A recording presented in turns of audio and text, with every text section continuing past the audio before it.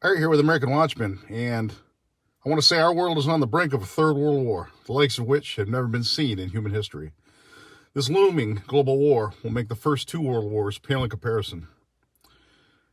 Does the Bible mention a third world war and nuclear warfare in prophecy? Approximately 27% of the Bible is prophecy. Some of the predominant prophetic books include Isaiah, Jeremiah, Ezekiel, and Revelation. In this four-part series, I will be looking at what each of these four main prophetic books have to say about a near-future Third World War and nuclear warfare. These four books in particular all contain prophecy that seem to point toward major end-times wars. I will begin with the book of Ezekiel, chapters 38 through 39. In Ezekiel 38, it states, "The word of the Lord came to me. Son of man, set your face against Gog of the land of Magog, the chief prince of Meshech and Tubal. Prophesy against him and say, this is what the sovereign Lord says. I am against you, Gog, chief prince of Meshech and Tubal. I will turn you around, put hooks in your jaws, and bring you out with your whole army, your horses, your horsemen, fully armed, and a great horde with large and small shields, all of them brandishing their swords. Persia, Cush, and Put will be with them, all with shields and helmets. Also Gomer with all its troops, and Beth Togarmah from the far north with all its troops. The many nations with you.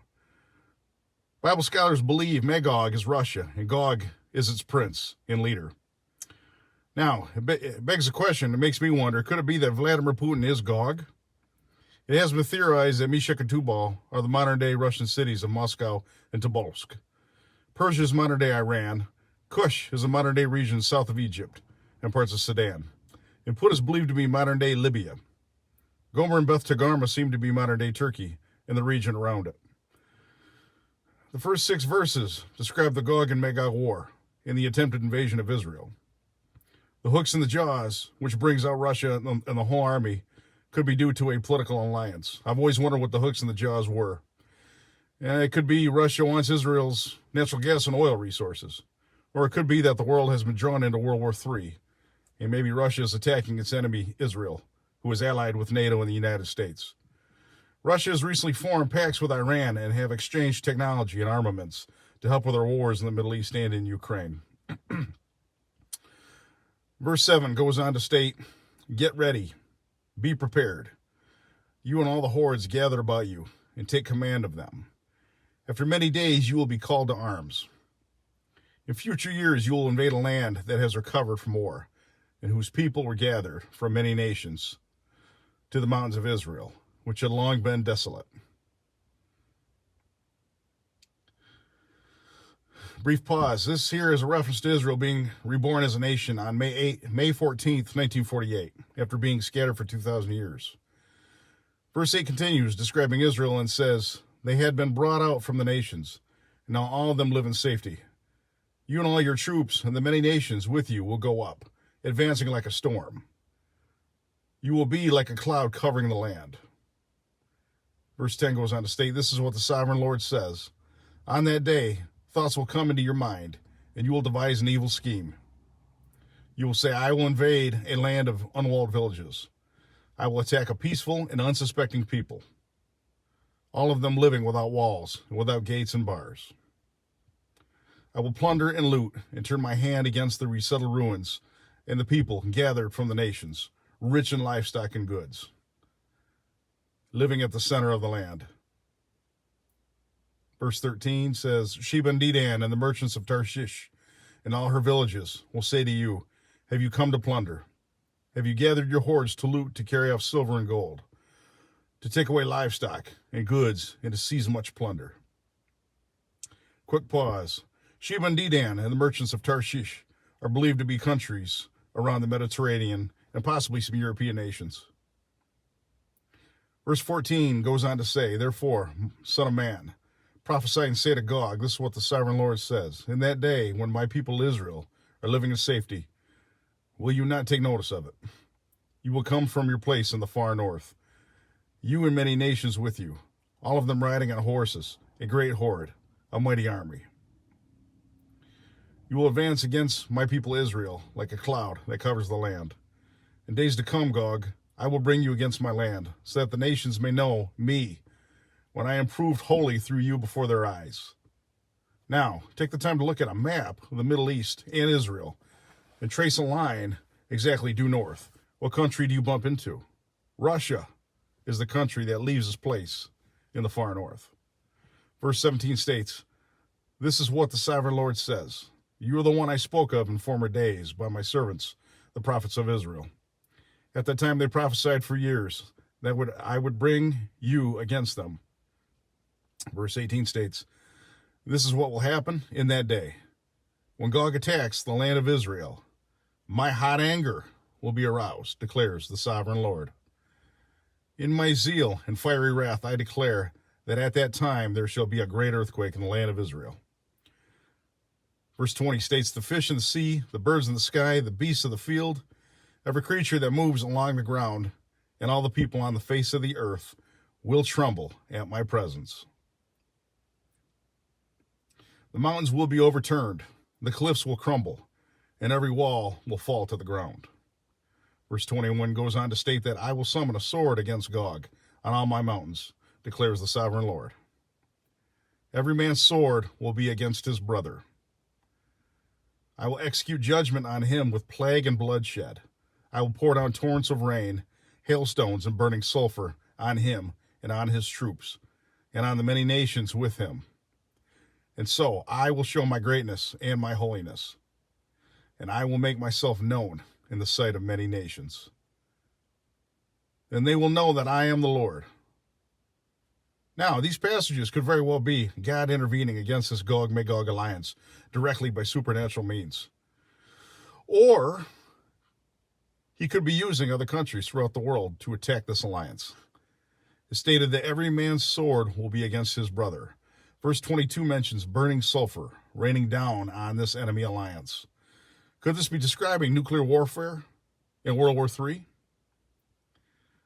The next chapter, in Ezekiel 39, it states, "Son of man, prophesy against Gog, and say, this is what the sovereign Lord says.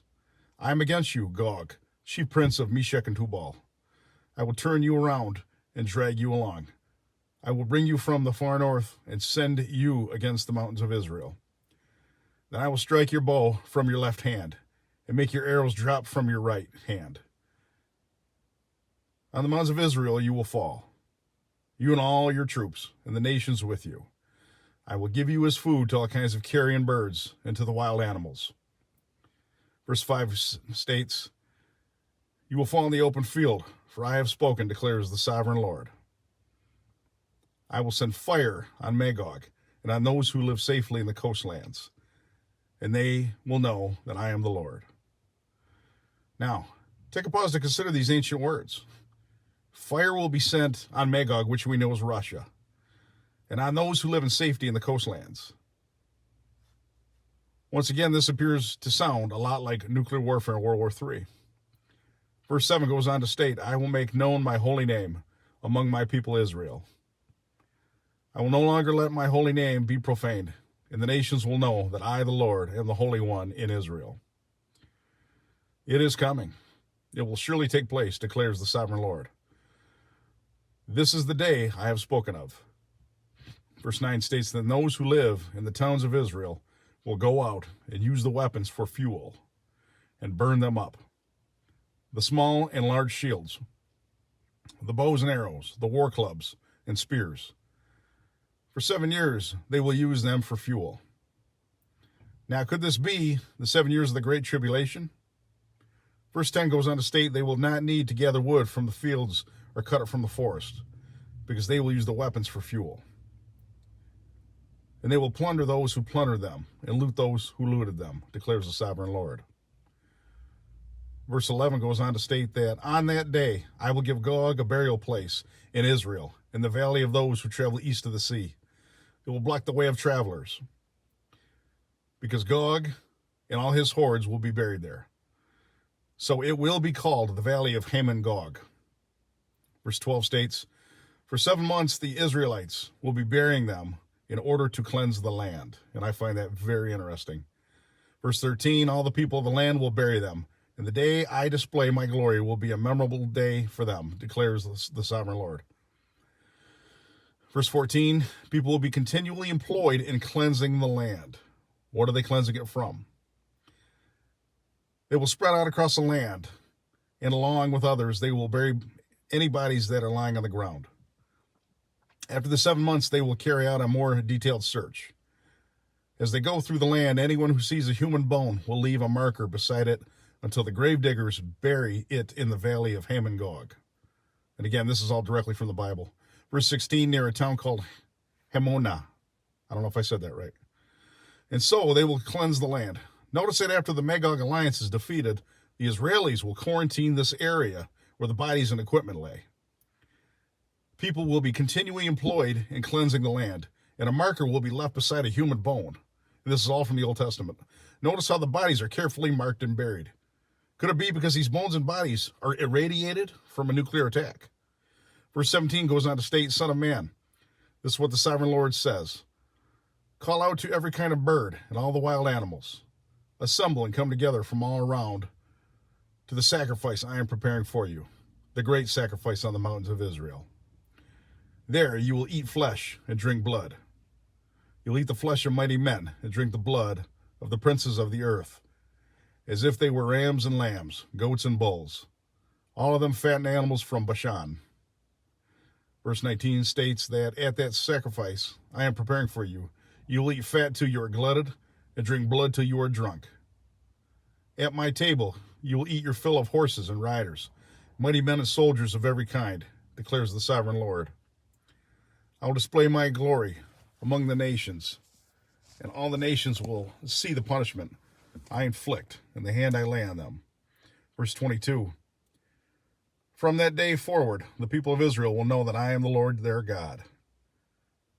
And the nations will know that the people of Israel went into exile for their sin, because they were unfaithful to me. So I hid my face from them and handed them over to their enemies, and they all fell by the sword. Verse 24 goes on to state, I dealt with them according to their uncleanness, and their offenses, and I hid my face from them. Therefore, this is what the sovereign Lord says. I will now restore the fortunes of Jacob, and will have compassion on all the people of Israel. And I will be zealous for my holy name. Verse 26 goes on to state that they will forget their shame and all the unfaithfulness they showed toward me when they lived in safety in their land, with no one to make them afraid. When I have brought them back from the nations and have gathered them from the countries of their enemies, I will be proved holy through them in the sight of many nations. Verse 28 goes on to say that then they will know that I am the Lord their God. For though I sent them into exile among the nations, I will gather them to their own land, not leaving any behind. Verse 29, I will no longer hide my face from them, for I will pour out my spirit on the people of Israel, declares the sovereign Lord. I find these prophecies very interesting. These prophecies were written thousands of years ago. Isn't it amazing how they seem to describe nuclear warfare, World War III, and even the handling of irradiated bodies and bones? Prophecy to me is proof that God is real. If you are not already saved, I encourage you to become so now, as these events rapidly approach us. If you doubt your salvation, read Romans 10:9, which states, if you declare with your mouth Jesus is Lord and believe in your heart that God raised him from the dead, you will be saved. Make sure your salvation is intact, because it's getting critical out there. The time is short. Until next time.